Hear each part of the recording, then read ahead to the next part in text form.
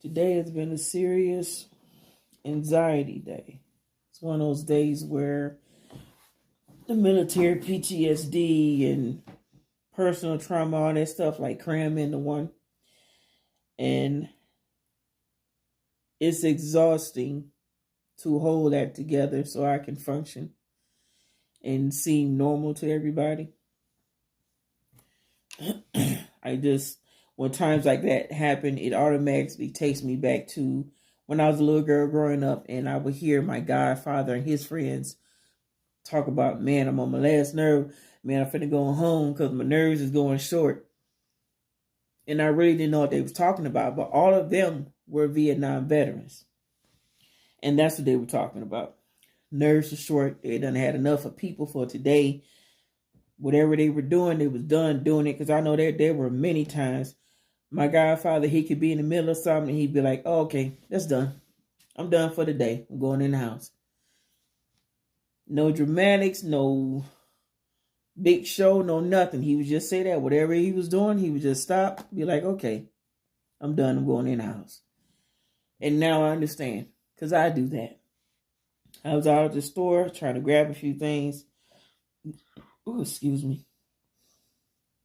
And I recorded some of that while I was doing it I like to see what my reactions are to certain things. to see where I am with it. You know, I don't like the therapist or anybody else to gauge me where I'm at. I know where I'm at, even though I talk to them, I'm in therapy sessions or whatever. I like to see where I'm at for myself. And there are a lot of times when I record myself doing certain things and looking back at the footage, yep, on the outside, everybody else, I look normal. But on the inside, I'm like, yeah, I'm done. I'm done. I'm really done. And even now that I'm home, I tried the things that I couldn't find in the store. So order them online. But the anxiety of still, from that is still on me. And my computer is running slow. That is bothering me. So it's just to the point, with those things where it's just like, okay, it's nothing you can do about it. Just leave it alone. And those words from my godfather ring in my head strong today from all those many years ago. I'm done. That's it. I'm going home. I'm at home. So now I'm done. I'll sit here for a few minutes. Watch what's on TV. And when I get tired of sitting in this chair, I will get up, go in my room, and lay down there. But only once I'm tired of sitting here. Because if I go in and try to lay down in my bed now and my nerves is unsettled, then that will aggravate me. Because I laid down before time. So it's it's different. The symptoms of PTSD, I know people make their jokes. Y'all shell shock, walk on eggs when you're around them. Don't say or do certain type of things. Don't pop fireworks. And some people do pop fireworks around you just to be funny. And there was one year I let somebody know that wasn't funny. And it was a relative too. Try to be funny and throw a firework real close to me. Threw that sucker right back in his car. Now that was funny. That was funny. Don't be playing around with that, boy. But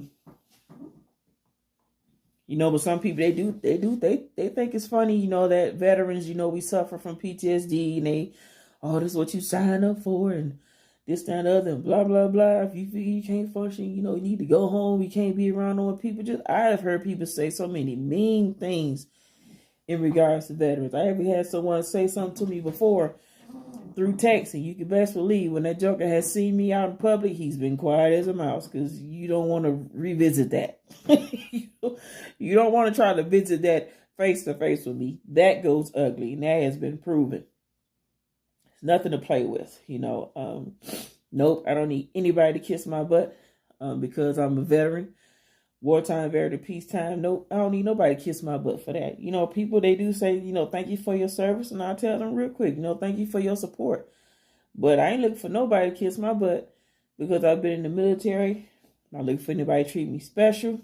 None of that stuff. They don't even have to show me no type of respect because I've been a soldier. Not to do none of that. But what you won't do is disrespect me for being a soldier, for being in the military. Then you don't come with none of that stuff.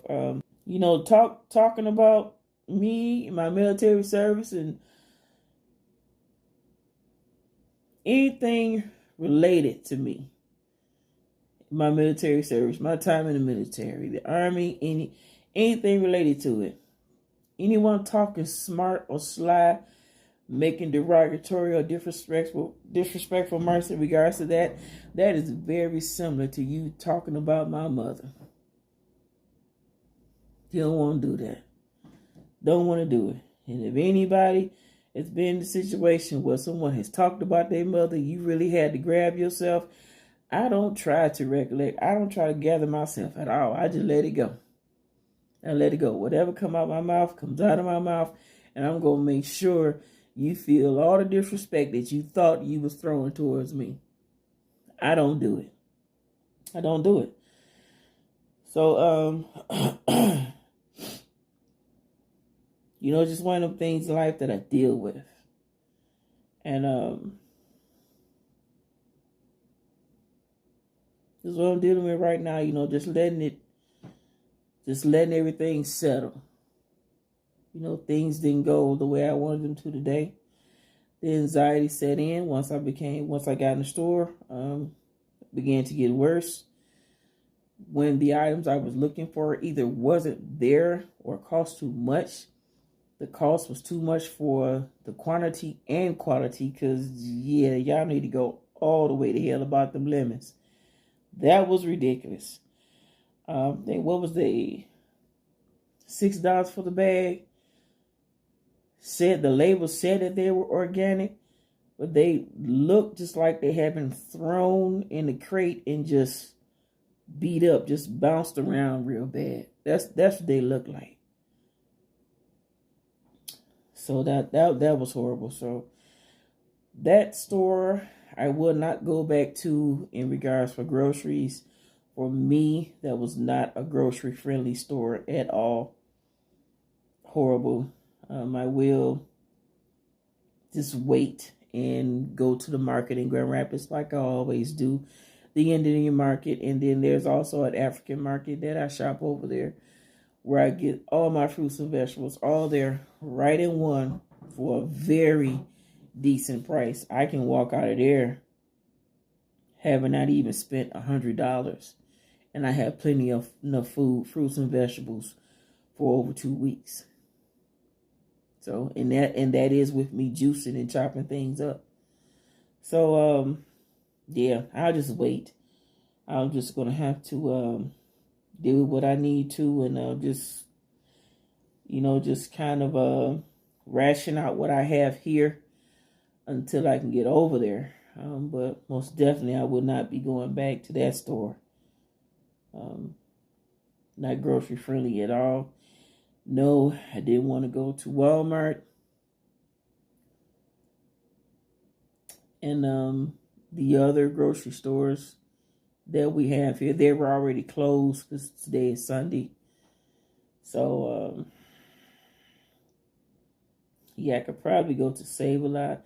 But that's not going to happen for a couple of days now. Because once I get like this, once my anxiety starts bothering me, those PTSD symptoms start kicking out, I pretty much just chill at home for like 2-3 days. Just be around my family. I don't go nowhere. I just chill out. Whatever I can do, I had to do, it can wait. It can wait. And that's how serious it is for me. That's to the point to where it is now. I have just learned to just, hey, if it didn't get done, it didn't get done.